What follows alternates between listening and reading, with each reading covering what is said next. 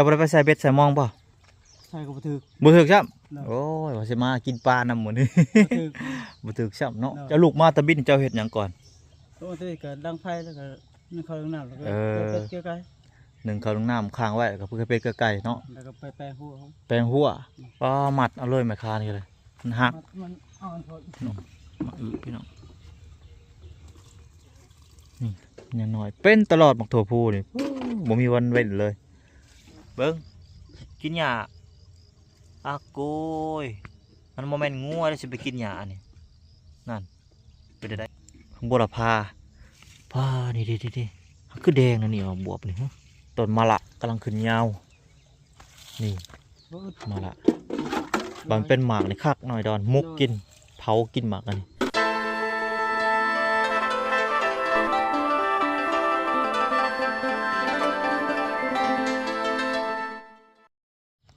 น้องพี่น้องตอนนี้การมาหอดจอดถึงเป็นทีเรียบร้อยเฮือนซานบานซองไอดอนเพิ่นน้องพี่น้องเนาะไปใส่ระบาดนี่คือปิดประตูพี่น้องเลยเนาะใส่ล็อกรหัสไว้แล้ว รหัสเพิ่นไอดอนลุกแล้วบ่ตื่นแล้วบ่เห็นคนเนาะพี่น้องแต่คนไฟตรวจอยู่ในกองกลางพี่น้องเนาะแต่บ่เห็นคนพี่น้องสิลองเข้าไปเบิ่งเนาะปลดรหัสเพิ่นก่อนเดี๋ยวเพิ่นปล่อยงัวบ่ไปปล่อยงัวบ่จักเนาะสงสัยเพิ่นไปปล่อยงัวบ่จักไปปล่อยงัวเนาะหรือว่าจังใดประตูนี่ก็อัดมีคนอยู่ยังคือทมคักแท้นี่ป้าตัวมันสิเกิดบ่นี่ มันบ่ถึกแสงแดดเนาะพี่น้องทมหนาลีนี่ป้าน้ำหมอกพี่น้องเนาะโพดน้ำหมอกแห้งลีนี่ตกใส่สังกะสีตกใส่ยังเปียกเบิดพี่น้องเนาะใหญ่เป็นชายคาตกปานน้ำฝนโซลาร์เซลล์หน่อยบนภาษาแบตพี่น้องนี่เนาะบนภาษาโทรศัพท์นี่เด้ บนภาษาโทรศัพท์สากกับบดมือพี่น้องบกเขามือหนึ่งจึงเต็มหรือว่าบดบางเทื่อกับบกเขาซ้ำพี่น้องเนาะพอมันน้อยไฟมันน้อยแสงอาทิตย์มันน้อยพี่น้องเนาะเคยโดนถ้าเพิ่นได้แพงโซลาร์เซลล์ตัวใหญ่อาซีดีเนาะพี่น้องเนาะใส่แบบกับเพิ่นสากแบตอันนี้เพิ่นเที่ยงมือสากไว้บ้านพี่น้องเนาะเพิ่นก็บ่สะดวกปานใดแต่มีแสงโซลาร์เซลล์ตึ๊บและสากใส่หม้อไฟเนาะพี่น้องบัดนี้เพิ่นก็สากแบตหัวโคมพร้อมอันนี้เพิ่นเที่ยวเมืองบ้านเนาะพี่น้องเนาะเที่ยวเมืองบ้านตลอดแล้วอีกอย่างเพิ่นก็เป็นห่วงพี่น้องเอ้ยเพิ่นเป็นห่วงอันเป็ดไก่หมูเพิ่นงัวควายเพิ่นเนาะเมื่อเฮือนก็ดนก็บ่ได้พี่น้องเอ้ยต้องเมื่อแป๊บเดียวก็มาเนาะเที่ยว2-3 รอบเมื่อเอาแบตก็น้องพี่น้องถ้าว่าได้เพิ่นได้โซลาร์เซลล์อีกแผ่นหนึ่งคือสิดีพี่น้องสำหรับสะดวกสบายทั้งไอ้ดอนเพิ่นคนขยันเพิ่นพี่น้องเนาะบ่ได้อยู่บ่ได้เศร้าพี่น้องเอ้ยเนาะคือนี่แหละมาก็บ่เห็นพี่น้องเอ้ยจักไปทางใดหาอยู่หากินไปเรื่อยๆพี่น้องเราก็ได้เนาะก็บ่มีไผอยู่นำเราอยู่ผู้เดียวบักโถแห่พี่น้องโอ้สิได้ขอนำไอ้ดอนเพิ่นแล้วบาดมือนี่กินกับเมี่ยงพี่น้องบ่น้อยมักคือกันเด้นี่ก็ได้แต่เก่าอยู่นาบ่น้อยปลูกไว้อยู่ยังบ่ทันเป็นหับหลบสาดตอนผัดปุ้ยตอนเช้าผัดกินกับเมี่ยงนี่พอดีบางมันบ่คือกันเลยพี่น้องกันเนาะบางต้นก็หวานเลยผัดหวาน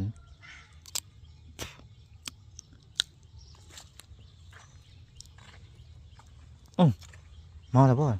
คนมาแต่ใส่พี่น้องปุ๊บมา เห็นแล้วเห็นโตแล้วมากับสมุนเพิ่นพี่เด้สมุนเพิ่นดำอันนี้ ดำด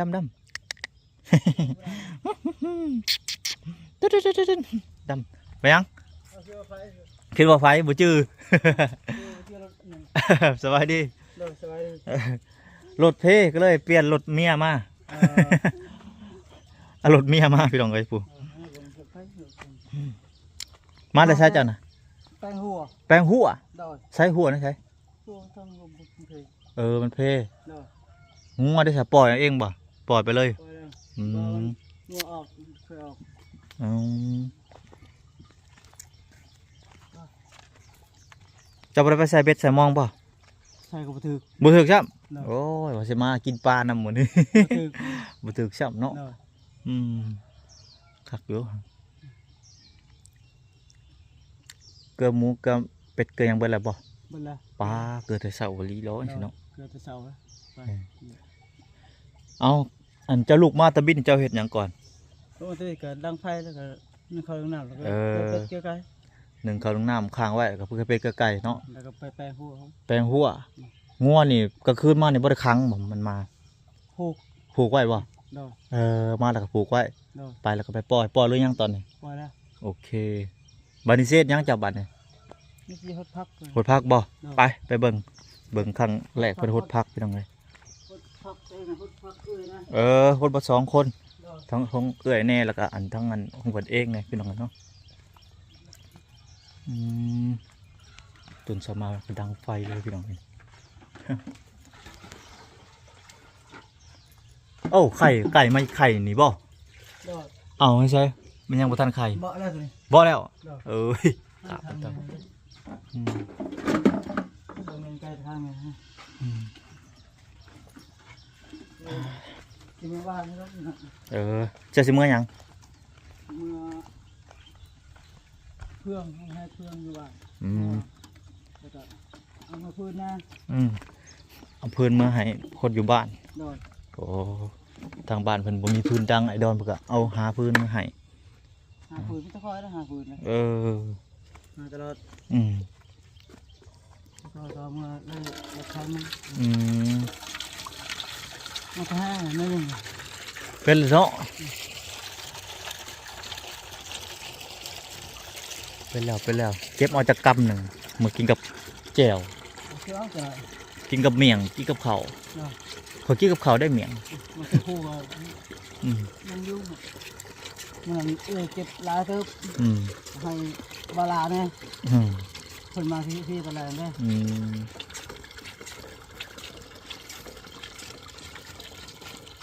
ไม่ใช่มองเนาะ ไม่มอง จะไปเอาหยังใส่เบ็ด เบ็ดใส่ ไปใส่เบ็ดเราตะบทึกเนาะ เนาะ จักล้างเบ็ด มาคิดไปลางแล้ว เอาหยังใส่ เครียด เอาเขียดใส่เบ็ดปลาเนาะ เนาะ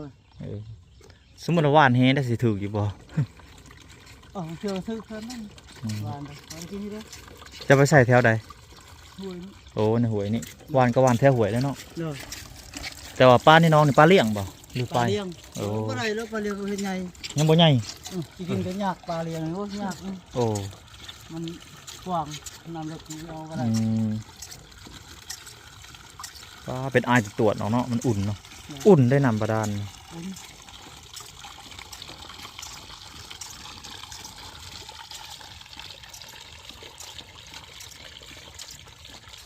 แล้วจะได้พักนะมันแก้ว ของมันแก้วเนาะ นักตัวอะไรนะ เพิ่นยังเฮ็ดอันน่ะคู่บ่ได้เอาทางนั้นเขาจะเฮ็ดคู่ไว้ก่อนแล้วให้เพิ่นมาเอาปลูกโคตรน้ำ เขาอยากกินเก็บเอาจะได้เขาอยากกินอะไรนะมันเขาเครื่องเบิ้งวางแปบใช่ยุ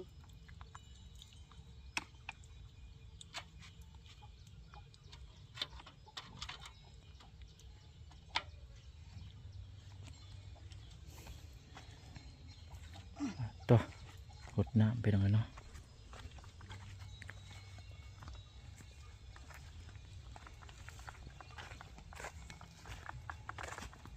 ป้าหมัดเอาเลยแม่ค้านี่เลยมันหัก มันอ่อนพอ มันอ่อนโพด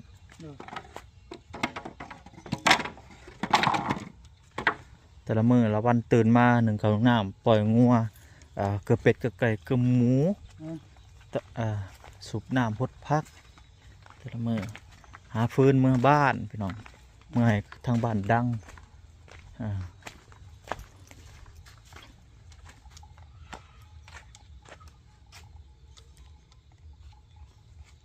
ทางเขาเป็นตะเตะล่มแทะทางเขาก็ได้ คือบ่เห็ดหย่วงไปโลดอะไรคือบ่เห็ดแปลนไปเลยนี่ ไปได้บักอึเฮาใหญ่แล้วบ่ ยังเป็นหมากลายอยู่ กำลังเป็นหมากลายอยู่ป้าผักอันนั้นเป็นดอกคักกะลีนะผักเซินทองคำปี ประกาศเนื้อกาบาน อืม วานนี้วาน โอ้เอาในผักมาหวาน โดย โอ้ตัวบักพริกแบบนี้คูณขึ้นแล้วคูณเอาดีงามแล้วบักพริกก็ได้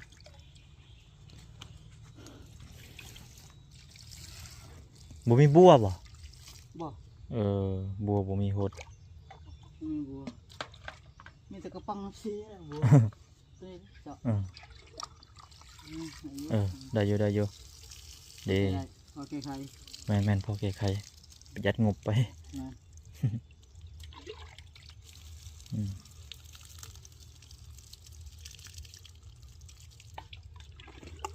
แก่แล้วนี่เนาะมันแก่แล้วมันขึ้นสูงเลย แค่แล้ว มันแก่แล้ว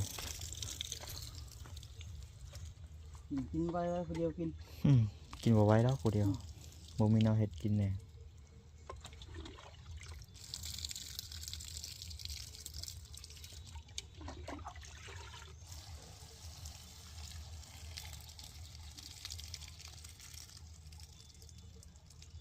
นี่หดชวนเอื้ออีกต่อ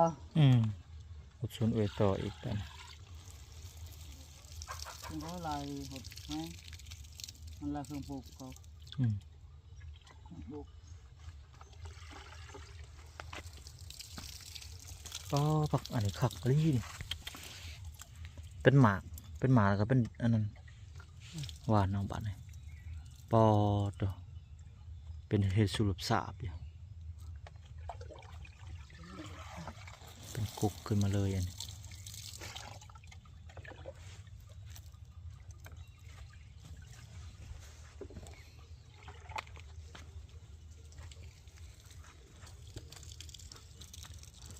นี่เรียกเบียร์เขาเบียร์เขา ดีเป็นดอกเนอะ ระหว่างดินวางปลูกใช่ใช่ อืม ว่าเบียร์พักนี่ อืม เดียว โอ้ไอตู่ตัวนั้นเป็นหมากไปหวานต่ออีกนี่ ดอก ดีเป็นหมากเลยมันเป็นหมากแก่แล้วก็ฮักบัดนี้ฮักแล้วมันก็ออกใหม่อีกบัดนี้ทั้งนี้แตกดอกใหม่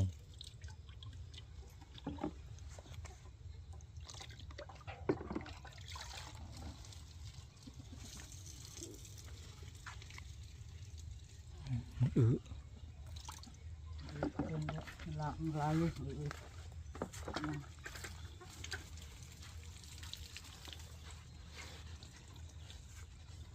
กำลังเป็นหมากหมากพี่น้องนี่ทางนี้ก็ได้ นี่ หมากอะไร มากแล้วเนี่ย โอ้โคน้อยๆเดี๋ยวเป็นหมากสวยเนาะ เป็นมากแล้ว อันนี้ก็เป็นหมากเลย บางแล้ว นี่หมากผักทองพี่น้องฝั่งไทยเขาเอิ้นฝักทองเนาะฝั่งลาวเขาเอิ้นบักพี่น้องบักเอิ้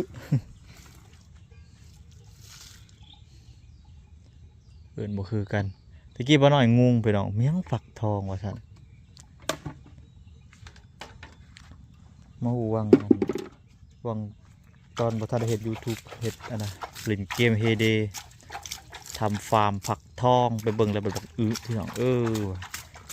เล่นเกม Heyday เกมสร้างฟาร์มหมดไปเลยละบาท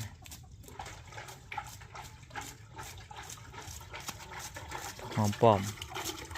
เป็นดอกไปเลย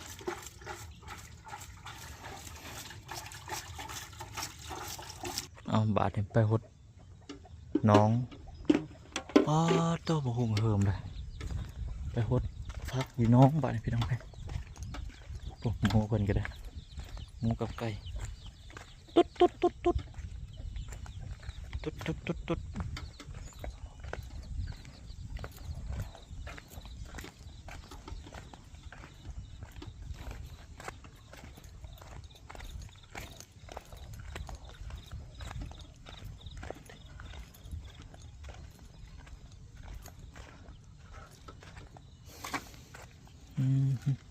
พักไปเริ่มยาวเลย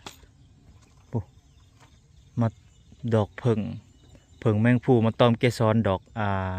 ผักสมพอดีพี่น้องเอ้ยมาตอมเกสรเป็ดน้ำหวาน ไปบักดำเข้าไปตกหน้องใช่เด้ออึ๊บนี่ว้าผักสลัดเพิ่นงามไปปุ๊ว้าแม่มิ่มแม่ยังมาตอมมาเกสรพี่น้องตอมเอาน้ำหวานมันเนาะเอาถั่วพูแล้วก็ได้ตักเอาในนี่เลยน้ำตัวนี้แค่นี้เนาะ เอาสิสบาย อยู่นี่สบายบริสุทธิ์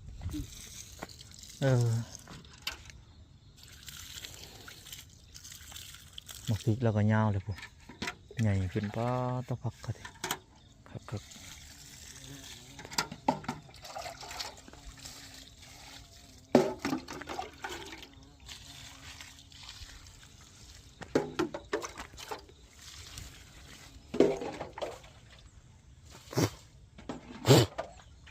ถั่วพูมีคนเก็บแล้วถั่วพูอย่างน้อยเป็นตลอดบักถั่วพูนี่บ่มีวันเว้นเลยตั้งอยากให้คนกินแหงอะไรหมากอันนี้ดอกก็ยังเป็นเลียนผู้หมากก็ซ่อนออกมาดอกก็ซ่อนออกมา ได้กินบันใหญ่ใหญ่หรือแก่ใหญ่พอแก่ไว้มา เครือทางนี้ก็มีเนาะปลูกเครือ2เครือนี่ก็ซ้ำสิกินหน่อยดอนเครือเดียว2เครือนี่ก็บ่ไหวกินแล้วบักถั่วพูนี่ตั้งมันแผ่อะไรเป็นคักอะไรเป็นบ่มีวันเว้นเลยซุมอื่นยังว่าเว้นนี่นี่ผักอันนี้นี่ผักเสริมผักสะระแหน่ตัวนี้หักลาบตัวนี้ใช่ลาบพอดีผักเสริมพลังครับกินกับแบบใหม่อีกได้นะครับก้อยกับปอมพ่อหอมได้ผักอันนี้พี่น้องเลยสุดยอดเลยผักตัวนี้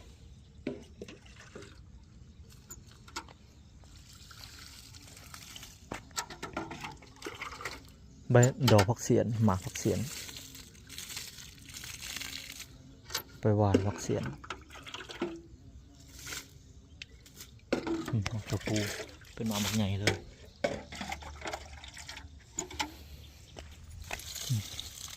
พอดีกินใช่ไหม ใหญ่เลยแก่มาแก่ไว้ แม่นปลูกหมักพริกก็ใหญ่เลยเริ่มใหญ่ขึ้นบัดเป็นหมากเอ้ย30กินกูหมักพริกซ้ำเนี่ยนี่กกสไลด์นี่โอ้ยนี่แหละมะละพี่น้องนี่ตัวนี้แหละครับมะละคมในจักหน่อยหมากมันพอได้หมักคมเนาะกงมะละพี่น้อง ผักสไลด์ย่างเข้าไปน้ำหมากแล้วโก้ยบาดเนี่ยใบมันกับ่หน่อยแบบใส่ต้มไก่เนาะกินใส่ต้มปลาต้มไก่แล้วแต่ผู้ใส่กินแซ่บผักสไลด์ไปจะได้บอกบัวเผาหมดแล้วบ่หมดแล้วเนาะเอากินยังหมอนี่กินหญ้าบ่ติบ่ว่าดอกเขาสิกินหญ้าข้าวก็กินอยู่บ่เบิ่งกินหญ้าอาโกยมันโมเมนต์งัวแล้วสิไปกินหญ้านี่นั่นไปได้บาดนี้เด้ยกกเข่าติพี่น้องอันนี้โอ้มากินเหล้าได้ยินผู้เฒ่าเพิ่นว่าพี่น้องมากินเหล้าเมาเหล้าแล้วบัดนี้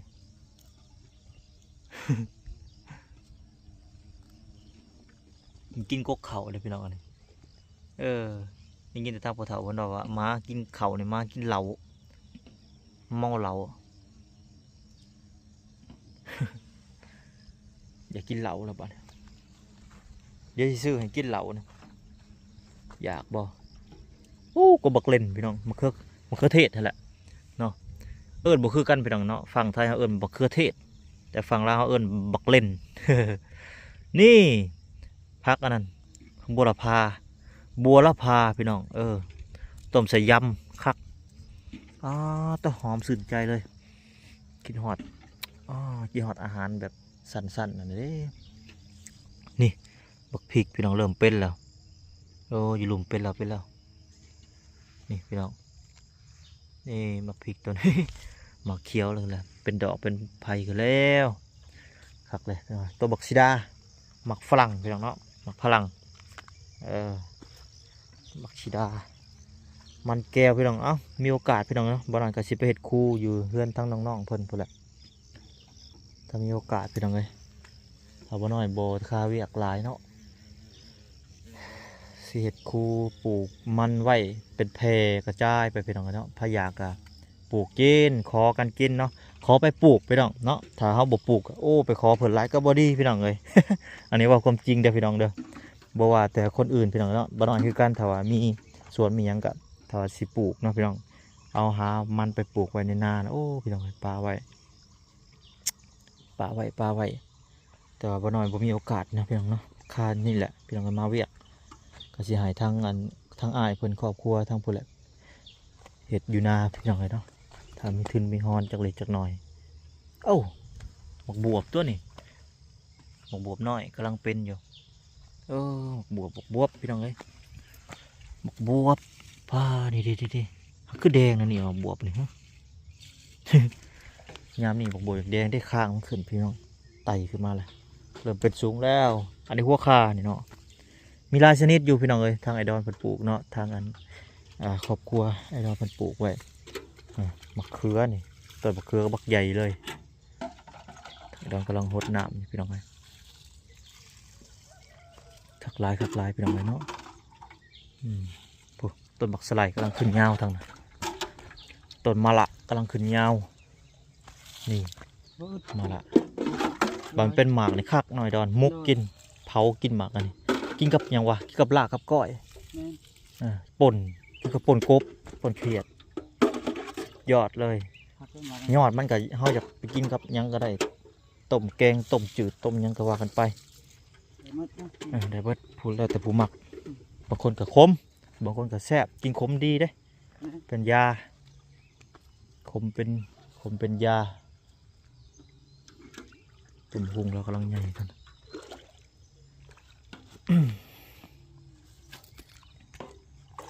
ปลาบวนบอกไปหอดย่ำแรงอยู่บ่น้ำนี่กุ้มย่ำแรงอยู่บ่โอเคดีบกง่ายยังมีน้ำมันนั่นเองน้ำนี่น้ำนานบกเลยนี่แต่โดนเลยยังบกอยู่ขักอยู่ดอกแบบนี้น้ำมันนานบกจังงานเกิดร้ายหด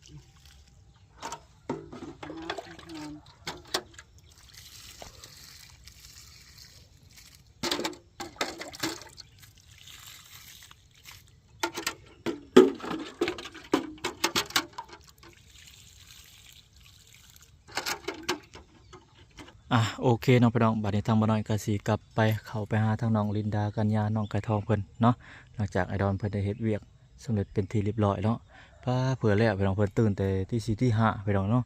ตื่นไปเฮ็ดเวียกแล่นซ้ายแล่นขวาเราก็ได้วนเวียนวงจรชีวิตเราพี่น้องเนาะเล่นเข้าบ้านแน่แล่นออกหน้าแน่พี่น้องเนาะป้าซะพี่น้องพอๆกันอีพีหน้าสำหรับอีพีนี้ก็กล่าวคำว่าสบายดีพี่น้องสบายดี